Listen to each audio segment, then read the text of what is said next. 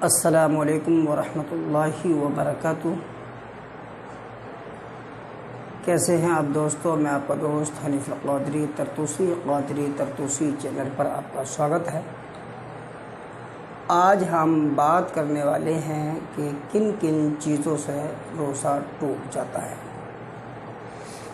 तो आइए जानते हैं किन किन चीज़ों से रोज़ा टूट जाता है। नंबर 1, जानबूझकर खाना या पीना, ये रोज़ा तोड़ देता है। हम रोज़े की हालत में हैं, हमने जानबूझकर कुछ खा लिया या पी लिया तो हमारा रोज़ा जाता रहा, रोज़ा टूट जाएगा। नंबर 2, मुस्तज़नी करने से रोज़ा टूट जाता है।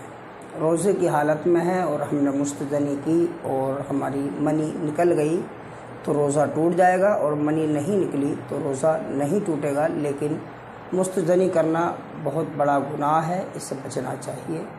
ये मुस्तज़नी करने से रोज़ा टूट जाता है। नंबर 3 है, नाक में दवा डालने से रोज़ा टूट जाता है। नाक में कोई ऐसी परेशानी है, ऐसी बीमारी है जिस वजह से नाक में दवा डालना है। अगर हमने नाक में दवा डाली रोज़े की हालत में तो हमारा रोज़ा जाता रहा। नाक में दवा डालने से रोज़ा टूट जाता है। बीड़ी, सिगरेट या हुक्का पीने से रोज़ा टूट जाता है।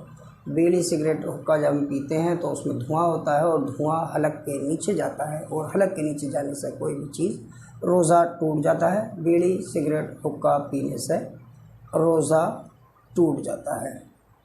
अब नंबर 5, पानी से कुल्ली की और हल्के से पानी नीचे उतर गया तो रोज़ा टूट जाएगा।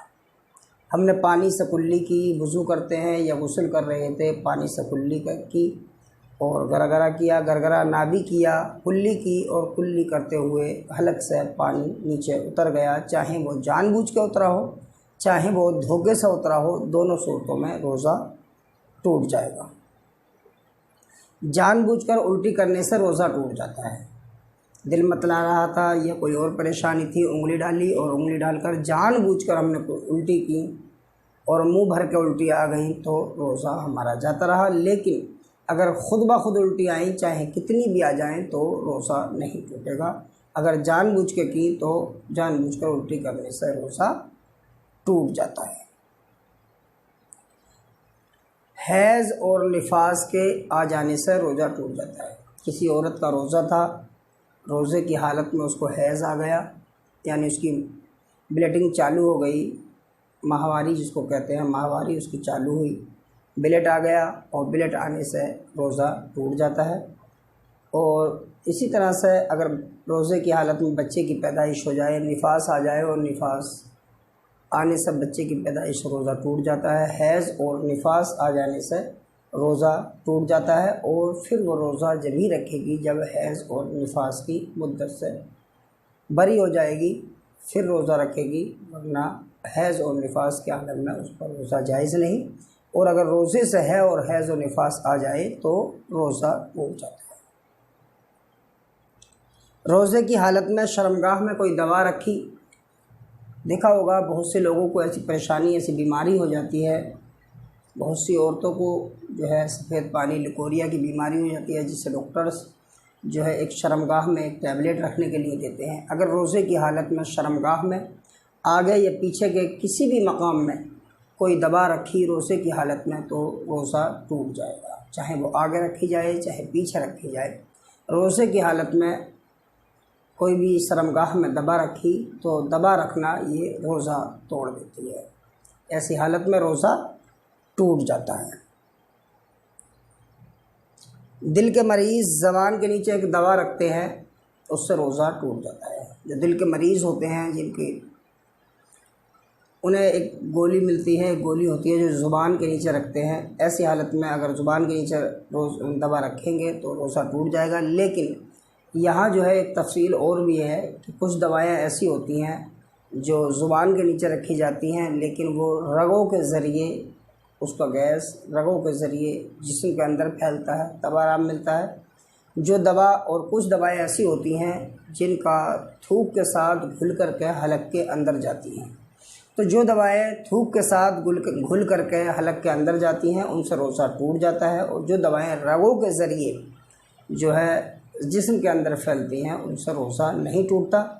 बेहतर यही होगा कि आप जो दिल के मरीज़ हैं और रोज़ा रख रहे हैं, अगर उनका काम बिना दवा रखे चल सकता है सुबह शाम में रख लें, बिना दवा रखे चल सकता है तो चलाएं। और अगर रोज़ा जो है रोज़े की हालत में दवा रखी दिन में, तो डॉक्टर से ये पता कर लें कि ये दवाई थूक के ज़रिए हलक के ज़रिए अंदर जाती है या रगों के ज़रिए फ़ायदा करती है, रगों के ज़रिए जिस्म में फैलती है। अगर डॉक्टर कह दें कि ये रगों के ज़रिए दवाई जो है जिस्म के अंदर फैलती है तो ऐसी दवा से रोज़ा नहीं टूटता। और अगर जो थूक के ज़रिए घुल करके हलक के अंदर जाती है उन दवाओं से रोज़ा टूट जाता है। दवाई का भपारा लेने से रोज़ा टूट जाता है। देखोगा आपने कि सर्दी ज़ुकाम के मौसम में जब सर्दी लग जाती है, नमूनिया हो जाता है, ज़ुकाम हो जाता है, तो डॉक्टर्स की दुकान पर जाते हैं, दवाई का भपारा लेते हैं, भाप लेते हैं। अगर हम रोज़े की हालत में हमने दवाई का भपारा लिया तो दवाई का भपारा लेने से, दवाई की भाप लेने से रोज़ा टूट जाता है। इनहेलर से रोज़ा टूट जाता है। जो दमे के पेशेंट हैं, दमे के मरीज़ हैं और रोज़ा रखते हैं और इनहेलर का यूज़ करते हैं, इस्तेमाल करते हैं, तो उन्हें चाहिए कि वो सुबह शाम ही इस्तेमाल करें और दिन में इस्तेमाल ना करें। अगर हाँ दिन में इस्तेमाल किए बगैर काम नहीं चलता तो वो रोज़े ना रखें जब तक वो सेहतियाब ना हो जाएं, और जब वो सेहतियाब हो जाएं तो रोज़े बाद में रख लें। लेकिन इनहेलर का इस्तेमाल रोज़े की हालत में ना करें। अगर आपने रोज़े की हालत में इनहेलर का इस्तेमाल किया तो रोज़ा टूट जाता है। बीवी से हम बिस्तर होने से रोज़ा टूट जाता है। रोज़े की हालत में बीवी से हम बिस्तर हुए तो रोज़ा समझ लो टूट गया। बीवी से हम बिस्तर होने के लिए हम मियाँ बीवी जो है साथ में थे, और साथ में होने के बाद हम जो है उनसे हम बिस्तर मियाँ बीवी हम बिस्तर होने लगे, और एक दूसरे की शर्मगाह एक दूसरे से मिल गई, एक दूसरे की शर्मगाह से मिल गई, चाहे जो है मनी निकले या ना निकले, ऐसी हालत में रोज़ा टूट जाता है। मियाँ बीवी एक दूसरे से मजाक कर रहे थे और मनी निकल गई तो रोज़ा टूट जाएगा। एक दूसरे से मजाक कर रहे थे मियाँ बीवी और ऐसे आलम में मनी निकल जाए तो रोज़ा टूट जाता है। हाँ, अगर थोड़ा पानी, चिपचिपा पानी जिसको मज़ी बोलते हैं, अगर मज़ी निकले तो रोज़ा नहीं टूटेगा। लेकिन मनी निकली, जिससे सोहबत तारी हो और सोहबत तारी होने के बाद में मनी निकल जाए तो रोज़ा टूट जाता है। इसी तरह से कोई इंसान मूवी देख रहा था और मूवी की हालत में, या फ़ोन पे लोग बात करते हैं। पहली बात तो ये मूवी देखना भी गलत है इस्लाम में, रोज़े हो या ना हो, या रोज़ रमज़ान मुबारक का महीना चल रहा हो या ना चल रहा हो, और या फ़ोन पर किसी से हंसी मजाक करना, किसी से वो बायात बातें करना, ये सब हराम है। लेकिन रोज़े की हालत में अगर किसी ने मूवी देखी और मूवी देखते देखते या फ़ोन पर बात की और देखते देखते मनी निकल गई, यानी तो रोज़ा टूट जाएगा। लेकिन हाँ, इसमें अगर मज़ी के जो सवाल आता है, एक मनी होता है, एक मज़ी होता है, एक बदी होता है। तो मनी उसको कहा जाता है जो सोहबत तारी हो और उछल करके निकले, उसको मनी कहते हैं। और जब जो बिना सोहबत के सिर्फ़ धीरे से निकल जाए, मज़ी जिसको बोला जाता है, यानी एक चिपचिपा पानी निकल जाए, उसको मज़ी बोला जाता है। वो न इंसान को नापाक नहीं करती है, कपड़े को नापाक कर देती है। तो ऐसी हालत में अगर मनी निकली है तो रोज़ा टूट जाएगा, और मज़ी निकली तो रोज़ा नहीं टूटेगा। अब रही बात ये कि किसका रोज़ा टूटेगा, तो जिसका, अगर औरत की मनी निकली है तो औरत का रोज़ा टूटेगा, और अगर मर्द की मनी निकली तो मर्द का रोज़ा टूट जाएगा। तो भाइयों, रमज़ानुल मुबारक के महीने में इन चीज़ों से परहेज़ करना चाहिए। अपने जहन को पाक और साफ़ बनाकर इबादत में, अल्लाह की इबादत में लगा लेना चाहिए।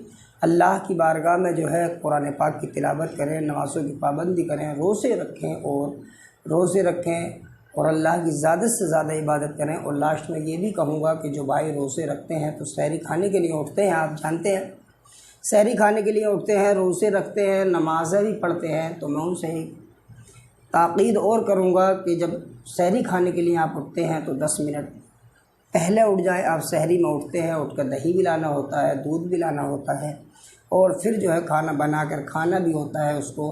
तो आप लोगों से यही गुजारिश करूँगा कि भाई सहरी में 10 मिनट पहले उठ जाएं और वज़ू करें और अल्लाह की बारगाह में नियत बांध कर खड़े हो जाएं, जिसको हम तहज्जुद की नमाज़ कहा जाता है। तहज्जुद पढ़ें। अल्लाह के रसूल सल्लल्लाहु ताला अलैहि वसल्लम फरमाते हैं कि बंदा मोमिन जब कोई भी इबादत करता है तो अल्लाह रब्बुल इज़्ज़त उसके बदले में जन्नत अता फरमाता है। लेकिन मेरा रब जब नमाज से तहज्जुद के लिए कोई बंदा खड़ा होता है तो मेरा रब उसको देखकर मुस्कुराता है। अल्लाह खुश होता है कि मेरा बंदा नमाज तहज्जुद पढ़ रहा है। तो आप अंदाज़ा लगा सकते हैं जिस इबादत से अल्लाह खुश हो जाए, जिस नमाज से पाक परवरदिगार आलम खुश हो जाए, उस नमाज का आलम क्या होगा। तो जब हम उठ रहे हैं, और दिनों में चलो ऐसा होता है कि हम उठ नहीं पाते, लेकिन सहरी में हमें उठना ही होता है और नमाज तहज्जुद के वक्त में ही उठते हैं। फ़जर की नमाज के टाइम से पहले पहले उठते हैं, वो तहज्जुद का ही वक्त हुआ करता है। तो आप सहरी खाने से पहले 10 मिनट 15 मिनट ऐसे निकाल लें जिसमें हम नमाज तहज्जुद अदा कर सकें। अगर हमने ऐसा कर लिया तो इबादत में और 4 चांद लग जाएंगे। पाक परवरदिगार आलम अगर हमसे खुश हो गया तो हमारी दुनिया भी कामयाब हो जाएगी और आखिरत भी कामयाब हो जाएगी। बरादरान इस्लाम, उम्मीद करता हूँ कि आप इस पर अमल करेंगे और दुआओं से नवाजेंगे। अमल करना, दुआओं से नवाजना। और जो भाई हमारे चैनल पर नए हैं वो चैनल को सब्सक्राइब करें।